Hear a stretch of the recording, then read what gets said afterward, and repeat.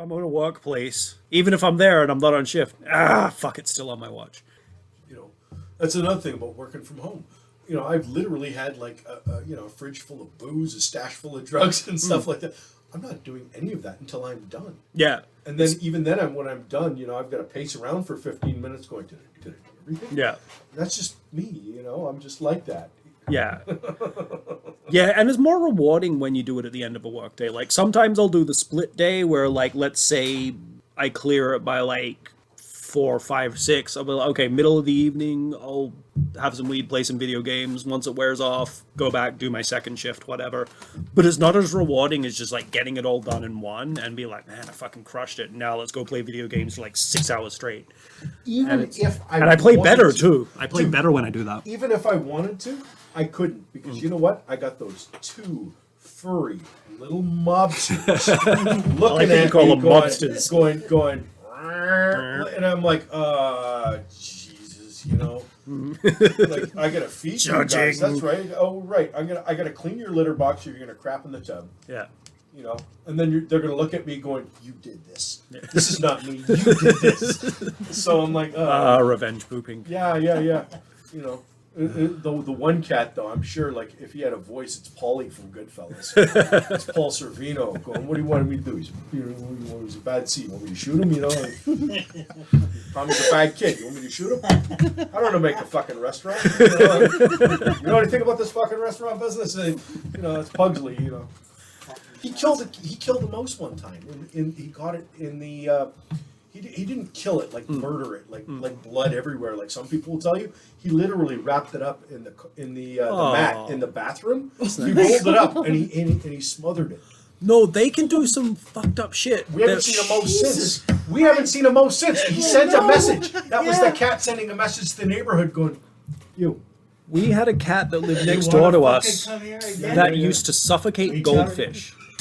So we had a go. This is the place we're renting for about a year while my parents were trying to look for like a house to buy in the school district that they wanted. And they got the house after about a year, and there was a goldfish pond in the back. We didn't really care much about the fish, but whatever, we'll feed them for as long as they're alive. And the next door cat used to come in every day and scoop them out and then just watch them suffocate. Didn't eat them, didn't do anything. He just liked to watch them die, and he just picked them off one by one, and we're like, we're not fucking replacing him. But then Mike, I had two cats growing up. One super chill, never left the yard. She was basically just like Yokozuna cat, and she just wanted to like occasionally sneak people's booze when they weren't looking and eat a bunch. But this other cat, dumb as shit, like dumb fucking cat, like didn't know how to eat dinner. You put him in front of the dinner bowl and he'd just fall over. And just fall over. And then the other cat would eat the dinner and he'd come back and be like, "You haven't eaten for 3 days," or whatever. But he used to disembowel rats. He came home one day. He was a sweet cat, but like there was a screw loose somewhere. There was something. And we came home one day and he'd gutted this. We had a lot of rats because the area we grew in, it was a nice neighborhood, but it was converted swampland. And we had a creek at the end of the street, which was a sewer outlet. So the stream it wasn't a fishing stream. It was it was sewage. And these big ass rats used to come, and we're talking like small dog rats. Sometimes they get in the ceiling in our place, and he used to hunt them. He was good for one thing, killing. And this rat, he gutted a rat, sectioned its utensils, and then hung them. We had chairs like these with the rungs down the bottom, and he hung sections of entrail over the chair legs one day, like neat, like real serial killer shit. And I came home and was like, "Harold, you all right?" "No." And I was like, "Whoa, buddy." And I'm like, "Rough day at the office." I'll fall over. And I was like, yeah, the cats are fucking cruel, man. Like, they don't just kill. They kill because they like killing. They're basically people. Like, horrible. We have like 2 cats where I live. So I've got my cat Skylarkin, who's neurotic as hell. I got her when I was living here in the city. And I got her from Toronto Cat Rescue. Mm-hmm. And she came from a family that treated her like I think the parents were fine. I think they had a kid that was abusive towards her. So she was very, very scared about being around people, wouldn't open up and stuff. And it took a long time. I think I was going through breakup or something, and then she like finally like it was like 6 months before she would like sit next to me. Like I think they had like a boy, Yeah. so she was fine with women, and like my friends coming over and stuff like that, she'd be fine with them. But it was just me and her. She'd want nothing to do with me. And then she eventually, I was going through a breakup. I was upset, and I was crying, and she would like just park herself next to me and just like look after me and make sure Yeah. it's okay. And then her real traits started to come out. Mm. So she would climb the door frame of my bedroom. Mm-hmm. I'd wake up at 3 o'clock in the morning. I look up and she's Just lying on the top. at the top. Yep. And she'd just slide down. I'm like, what the fuck are That's you awesome. doing up there? I'm like, you've got a punch. Yeah. Dude, like, what are you doing? And she's that was like her thing. Yeah. So she'd always do this thing where she'd like hang out with me and wait till it was like she felt I was asleep. And she was like, okay, now the apartment is mine. Mm. And do her thing. Yeah. So when I moved in with my friend Amber, Amber has a cat. And his name is Kitty. Mm-hmm. Kitty has quite a few screws Yeah. loose. Like He's about 12 cans short of a 6-pack. yeah, you know, and he will look at her and he'll just stare at her. Mm. He'll try to eat off her plate while she's eating, Yeah. and she'll put like a piece of like chicken or something off to the side for him. Won't touch it. No. Just wants. He wants the what's one on the plate. Yeah. And they've been picking up each other's fucking habits. Yeah. So for the first 3-4 months, he would hiss at me, swipe when Mhm. I'd be walk by him in the morning, like, "Good morning, kid." I'm like, "Whoa, son of a bitch! That's not sweat going down my leg, dude. What the fuck?" And he'd just like do his own thing. Mhm. And then like 3 or 4 months down the road, he's like, "You know what? You're cool." You passed So- the test. You yeah. survived. But the problem is now like my friend Amber, she looks up and just like fucking cats. She does like she'll do the litter box, she feed them and stuff like that, and they're all fine. They'll fucking hang out with her and stuff. Me, Mm. because I'm so used to giving skylarking treats, I'm like, well, I can't give skylarking treats if I don't give Kitty treats. Yeah. So give Kitty treats as well. So now every goddamn fucking time I go into the kitchen, Yeah. he's You're walking roped in now. behind me. He just looks up at me and he's just like, I'm like, dude, I'm just getting fucking eggs. He hears any fucking rattling of like plastic bagging, and he's there and he's just staring. He's like, what the fuck? With her, she has to be around him. If she goes away anywhere, like she's got friends. She's got friends. She'll spend. Like, You're talking about your roommate, not the my cat, roommate. right? So Amber will go and visit like a friend of ours, and she'll spend the night there and stuff. Kate will get bent out of shape because she's not home, so he'll piss all over her stuff. Mhm. No. Mhm. Because Oh, that's just no. the Yeah. key fucking thing. Yeah. He'll never fucking do it to me Mhm. because I'm not the source of his fucking Yeah. angst and his anger. Yeah. He'll do that. But now that they've been living together for a fucking year, and they did not like each other. Like he was angry towards Skylarking, and Skylarking would be like, and like run off. But after a while, she's taken the stance that she has this weird thing with boy cats Mm. that she's like scared around everyone. But boy cats, she gets like fucking like angry and she growls. And I'm like, you're the sweetest fucking cat I've ever come across in my entire life. She'll growl and she'll try to fucking attack them and stuff like that. Mm. But it's just like, it's like if they get too close. Yeah. And Amber told me one time she was having dinner and Kitty was sitting next to her and Skylarking was on the table. And Skylarking, and they're just looking at each other and they're just fucking waiting for the other side to make a move so they can fucking unleash hell on each other. I don't know how we're doing it. And Kitty just gets fucking like, it's like, you know what, I'm done. Mm. So he jumps off the couch and he goes underneath the table and he walks off to go to her room. And he does that. Skylarking lifts a paw, is like a swipe at the air. It's just like Yeah. it's like the phantom middle finger to somebody after 5 minutes after they've already fucking gone. It's like I fucking showed him. It's like, what the fuck, dude? But now she's picked up his habits. Mm. So Amber can't have fucking So now you got two dinner shitheads. in the fucking living room because she does. If it worked for him, why not for Skylar me? King will plop her big fat ass on the fucking table, and she'll wait till she's not looking. She'll be like, try to eat off her plate. She's like, what the fuck? What's going on? She's like, Skylar King's trying to eat off my table. I'm like, what the fuck are you doing? And she's like, instead of like, I'm not doing anything. I'm gonna run as fast as my paunch could carry me, and I'll get going and hide if I need anything, and howl for like 5 minutes because you're infringing on my personal space.